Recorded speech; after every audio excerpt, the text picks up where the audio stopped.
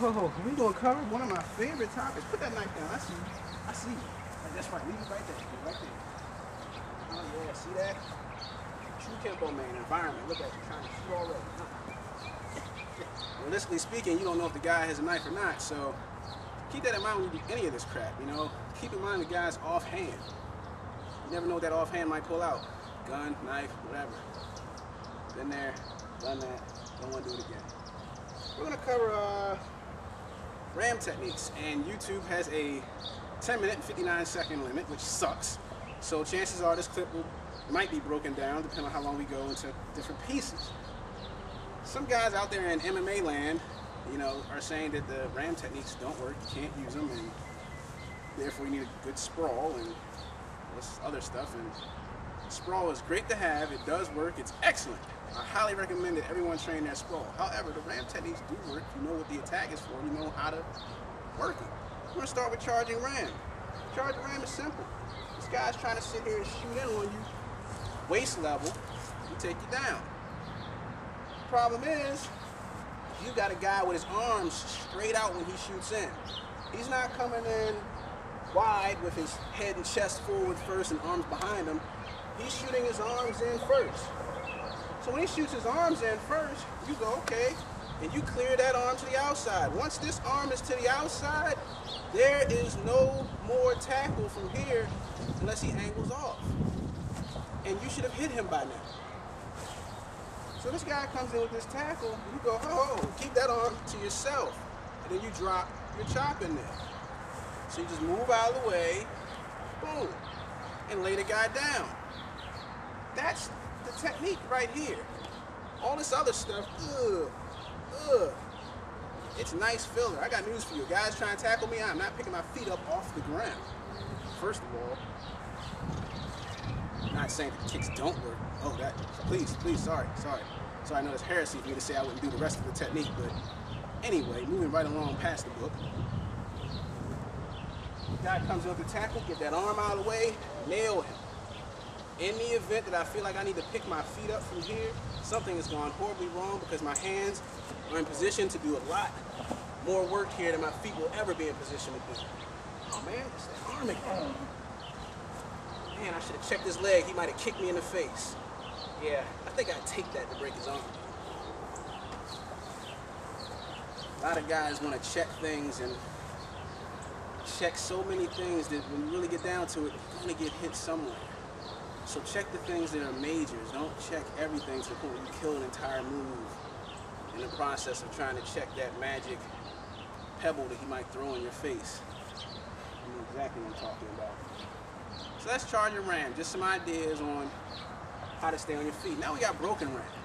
This guy's coming in, chest, head first, arms out wide. You can't get his arm first.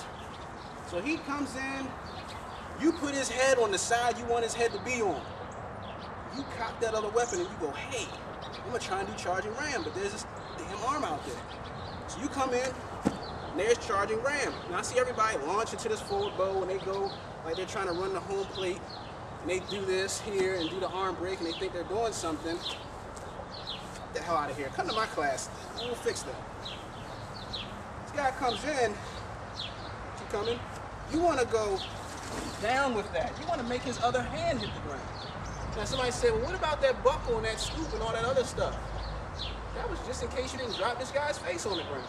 You want him down here. Why do I want him down here? Because it's so much simpler to just knee him in the face than it is to scoop kick him in the pills, and hammer fist him across the jaw, and rip his face apart, and all the other stuff for the extension. Man, drop the guy down to the ground, knee him in the face, and go home to your family. So we'll do broken ram again. This guy comes in, put his head over, momentum still coming in, try to drop him, that doesn't down boy. Woo, I love it.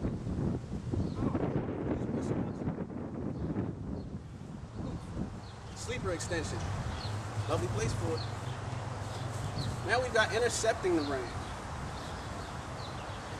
Newsflash, this guy is trying to tackle you from distance. So this guy's got some momentum to him, and you can't get out of the way.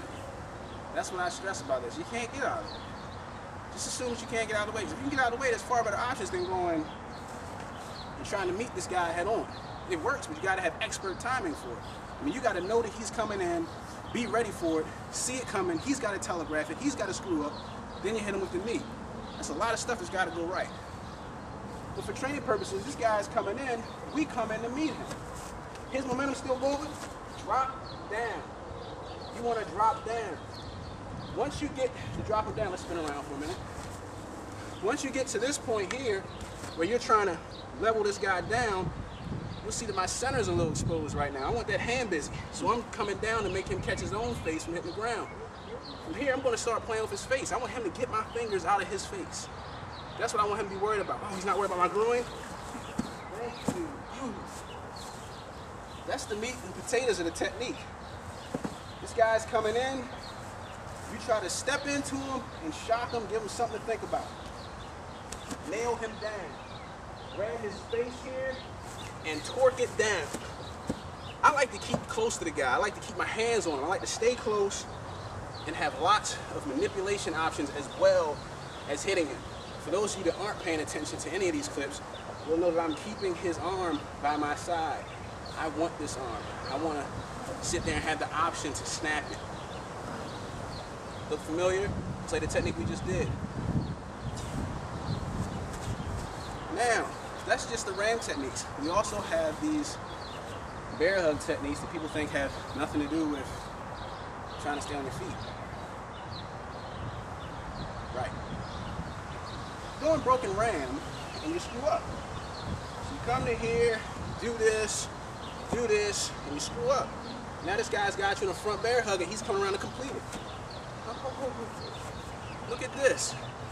I'm gonna stay in a horse stance here and tell Marcus, go ahead and knee me in the groin. Well, we're having lots of fun trying that. Then we go around and we're back to tripping arrow. I wonder why we learned tripping arrow. Could it be that it wasn't just a bear hug? Who thought? This guy's coming in for broken ram. We go here, we didn't get his hand to drop the screw up, he comes around, okay, fine. Back to tripping arrow. Once again, we keep his arm so we can snap this on the way out of there. You okay down there?